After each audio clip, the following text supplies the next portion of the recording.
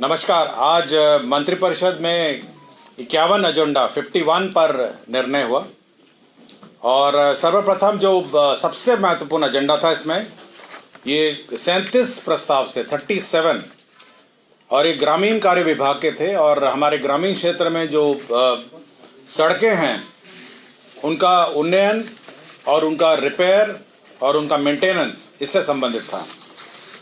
तो 37 अभिलेखों में ये 37 जिलों के थे जिसमें 11,251 पथों से संबंधित था। 11,251 पथों से संबंधित था।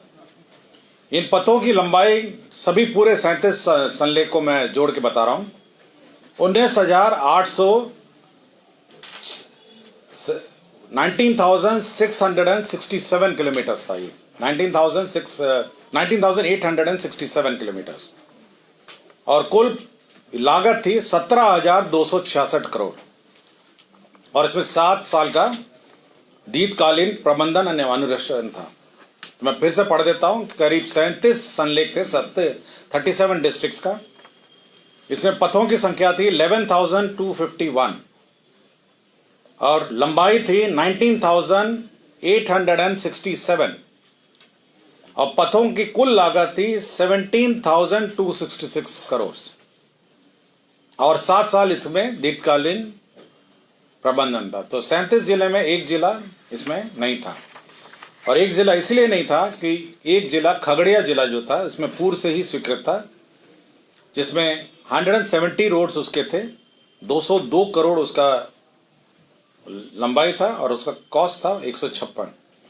सो 38 जिलों का जो फाइनल टोटल 38 जिले का फाइनल टोटल हो गया 11,421 इसमें पथ थे। मैं टोटल 38 जिलों का बता रहा हूं आपको।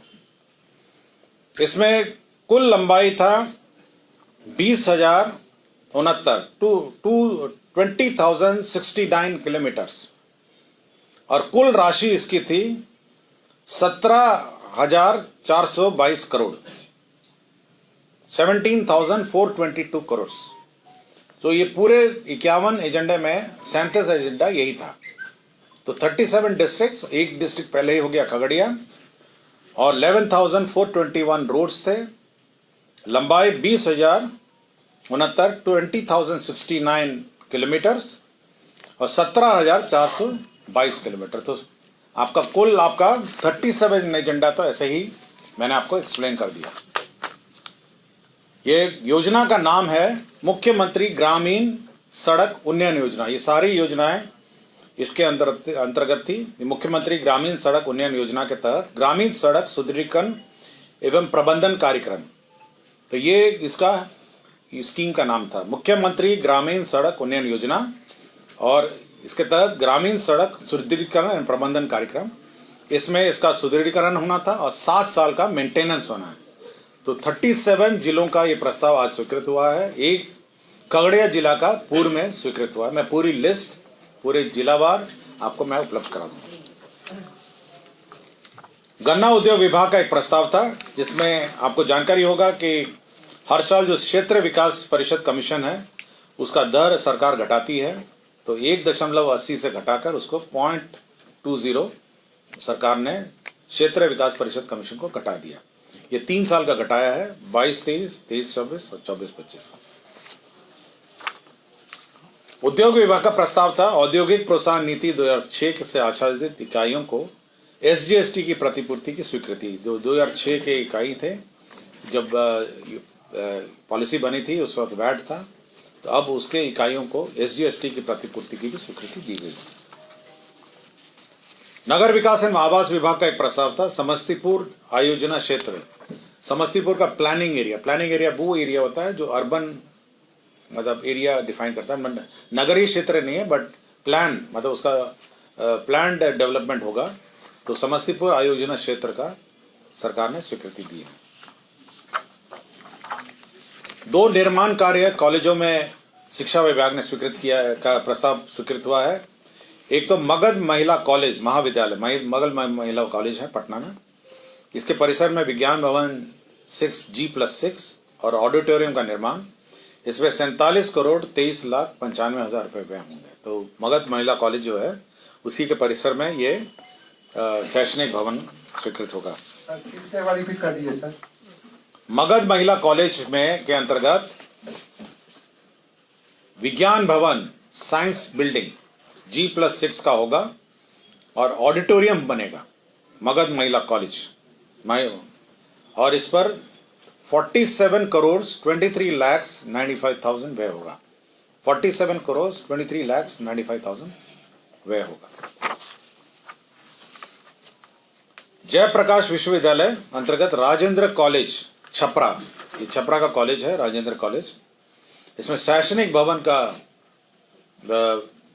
विज्ञान जो साइंस बिल्डिंग है G+4, कला संकाय G+4, सभागार फर्नीचर एवं फिक्सचर सहित G+1, 4 दीवारी 600 मीटर, 61 करोड़ 42 लाख 83,000 इस पर व्यय होगा। 61 करोड़ 42 लाख 83,604 रुपये। तो ये बिल्डिंग बनेगी जयप्रकाश विश्वविद्यालय अंतर्गत राजेंद्र कॉलेज छपरा।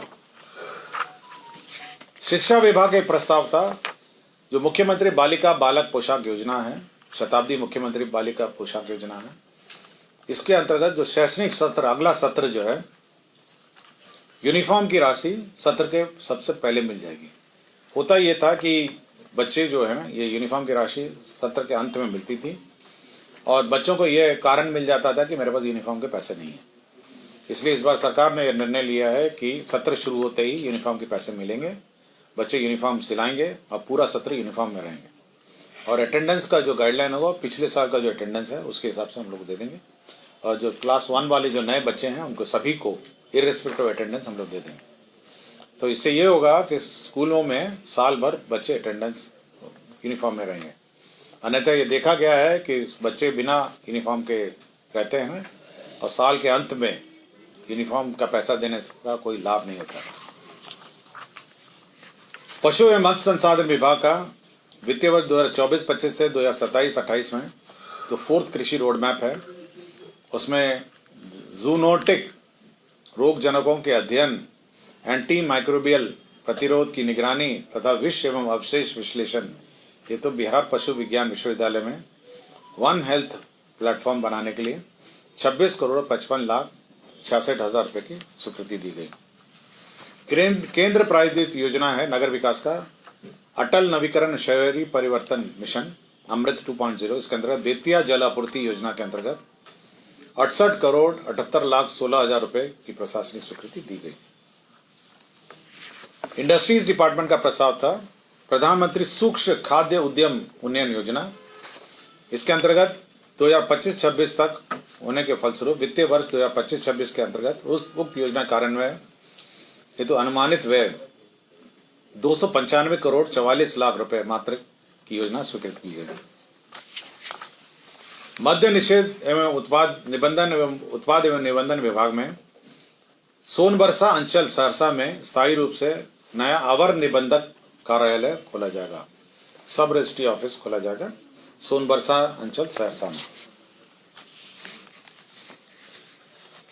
सामान्य प्रशासन विभाग का था बिहार उच्च न्यायालय के भूतपूर्व मुख्य न्यायाधीशों एवं भूतपूर्व न्यायाधीशों की घरेलू सहायता संशोधन नियमावली 2025 की स्वीकृति। तो जो रिटायर्ड होते हैं मुख्य न्यायाधीश और भूतपूर्व न्यायाधीश उनको घरेलू असिस्टेंस स्वीकृति दी गई।